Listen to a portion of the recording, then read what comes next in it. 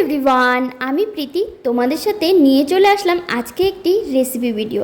আজকে বানাবো ট্যাংরা মাছ দিয়ে শোলা কচুর চচ্চড়ি। তো তার জন্যই প্রথমে নিয়ে নিয়েছি ট্যাংরা মাছ, সুন্দর করে কেটে বেছে ধুয়ে নিয়েছি, তার মধ্যে লবণ হলুদ দিয়ে মেখে রেখেছি। এরপরে দেখতে পাচ্ছ তেলে আমি লবণ দিয়ে দিয়েছি, কারণ তেলে লবণ দিলে মাছগুলো ফুটে আসে না, তাই তেলে একটু লবণ দিয়ে একদম মাছগুলোকে কড়কড়া করে ভেজে নিয়েছি। এরপরে এখানে দেখতে পাচ্ছ আমি সমস্ত সবজি কেটে নিয়েছি, একটুখানি পেঁয়াজ, টমেটো, শোলা কচু, দুটো কাঁচা লঙ্কা আর আলু।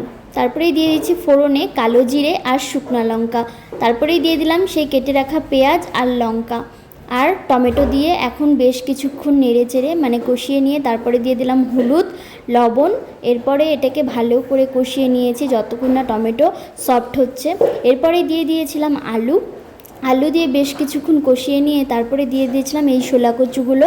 এরপরে আমি কিছুক্ষণ ঢেকে রেখেছিলাম, ঢেকে ঢেকে আমি কষিয়েছিলাম এই শোলা কচুটা। তারপরে দেখতে পাচ্ছ আমার কষানো প্রায় হয়ে গেছে। এরপরে দিয়ে দেবো আমি জল, আর জল দিয়ে এখন একটুখানি ফুটিয়ে নিয়ে দিয়ে দেবো আমি ঢাকা।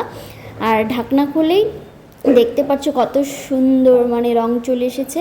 এখন আমি এর মধ্যে দিয়ে দিলাম মাছগুলো, আর মাছগুলো দিয়ে আমি আবারও দিয়ে দিয়েছিলাম ঢাকা দিয়ে দিয়েছিলাম প্রায় 5 মিনিটের মতন। তারপরে এখন দেখতে পাচ্ছ আমার ট্যাংরা মাছের কচু দিয়ে চচ্চড়ি রেডি। তারপরে ভাজা জিরের গুঁড়ো দিয়ে নামিয়ে নিয়েছি। কেমন হয়েছে অবশ্যই জানিও।